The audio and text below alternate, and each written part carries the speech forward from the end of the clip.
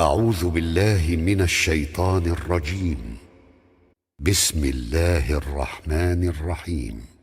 Здравейте, скъпи драги слушатели! Днес ще поговорим за важността на намаза.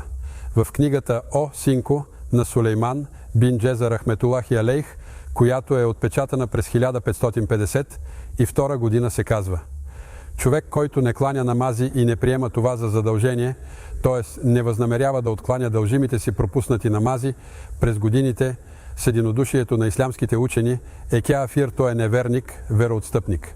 Ако някой кланя в едно от времената за намаз и не кланя в следващото, без причина, е на едно ниво с онзи, който въобще не кланя, защото с това свое поведение той показва, че е взел намаза за подигравка. Да се вземе намаза за подигравка, хааша суме хааша, се равнява на подигравка с Аллаху Теаля. Поради тази причина, така както всички ибадети, така и намаза трябва да се изпълнява изрядно и на време. В книгата Китабус Салиат в един хадис и шериф се казва: намазът е онова, което отличава мюсюлманина от неверника. Тоест, мюсюлманинът изпълнява намаза редовно, неверникът никога, а мюнафъкът понякога. Мюнафъците, т.е. двуличниците, ще бъдат подложени на много тежко мъчение в ада. Намазът е стълбът на религията ни. Онзи, който извършва намаза редовно, правилно и изрядно, би изградил своята религия и би издигнал сградата на исляма, а некланящият би разрушил своята религия и би помогнал за събарянето на сградата на исляма. Пророкът ни, салялаху алейхи веселем, е казал: главата на религията ни е намазът. Така както няма човек без глава, така и няма религия без намаз. Расулуллах, салялаху алейхи веселем, е казал: в съдния ден онзи, който не е кланял намаз, ще намери Аллаху Теаля разгневен. Да се извърши намаз означава да се мисли за величието на Аллаху Теаля и да се осъзнае собственото нищожество. Онзи, който осъзнае това, винаги би вършил добро и не би бил в състояние да причини зло комуто и да е. Големият евлия Хазрети Джунейд Багдади е казал: един час в земния живот е по-ценен от 1000 години в съдния ден, защото в този един час може да се извърши праведно и прието от Аллаху Теаля деяние, но в другите 1000 години не би могло да се извърши нищо. Расулуллах, салялаху алейхи веселем, е казал: ако някой съзнателно съедини един намаз с друг, то е, ако съзнателно го изпусне, ще гори 80 хукбета в джехенема. Едно хукбе се равнява на 80 ахиретски години, а един ден в ахирета на 1000 земни години. Затова, скъпи братя и сестри мюслюмани, нека не си губим времето с безполезни земни неща и да проумеем важността на намаза. Нека разпределим своето време така, че да го запълваме с най-ценните дела.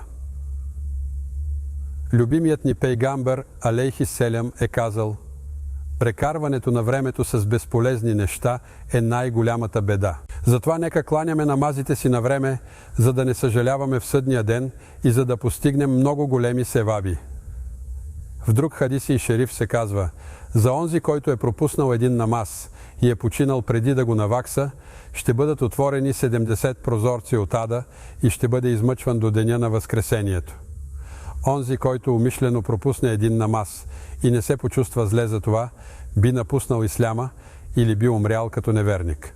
Какво ли ще е положението на онези, които дори не се сещат за намаза и не го приемат за задължение? Аллаху Теаля да ни даде разум, инша Аллах. Учените от 4 мезхеба единодушно са казали, че всеки, който не отдава значение на намаза и не го приема като задължение, става мюртед, т.е. вероотстъпник.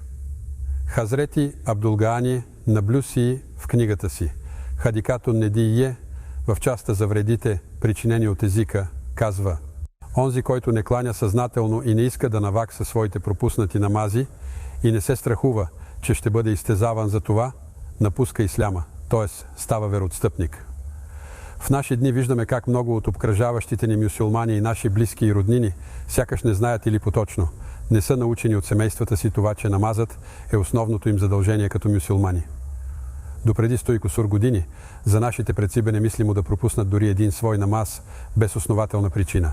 След разпада на османската държава, мюсюлманите осиротяха. На власт дойдоха диктатори и диктаторски системи, които възпрепятстваха изучаването на ислямски знания посредством пропаганди и тежки укази, застрашаващи свободното изповядване на ислямската религия. Връзката с нашите предци бе накърнена. Но днес живеем в свободни времена и всеки, който твърди, че е мюслюманин, е задължен да изпълнява дълга си към своя създател Дженаб Аллах. Всички ние виждаме как нашите джамии са празни. Наред с това проблемите, мъките и трагедиите на мюсюлманите се увеличават. Някои от тях поради религиозно невежие се изолират до там, че прекрачват пределите на религията ни и се потапят в харамите и неверието. Успокояват се с временните удоволствия, загърбвайки светия път на нашите предци и погубвайки своя безкрайен живот. Нека се осъзнаем, докато все още имаме възможност и да се покаем искрено пред Аллах.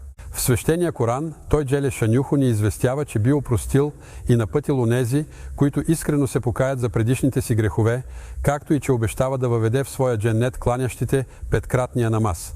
Когато Аллаху Теаля обещава, той не би се отвърнал от обещанията си. Така че, скъпи братя и сестри, нека научим задълженията си, да ги приложим и да ги предадем на нашите наследници, за да се спасим както от светските, така и от отвъдните мъки. Молим Аллаху Теаля да ни стори от онези свои раби, от които ще е доволен в съдния ден. Нека ни дари със застъпничеството на златния синджир, от учени в исляма Силсилей Алие, Рахметуллахи Теаля алейхи меджмайн. Нека нашият всемогъщ, велик и опрощаващ Господар Хазрети Аллах Джеле Джелелюху да ни прости миналите грехове и да ни опази от подлъгването на нашите три неприятеля – нефсът, шейтанът и лошите приятели. Амин. Нека Дженаба Аллах да вдъхне кураж в душите на онези от нашите братя и сестри, които желаят да започнат намаз, иншаллаху Теаля. Скъпи слушатели, благодарим ви за ценното време, което ни отделихте. От екипа ни с най-искрени пожелания, бъдете здрави. До следващия наш сохбет. Веселям Великрам. Радио Ислям. Спокойствието, което търсите.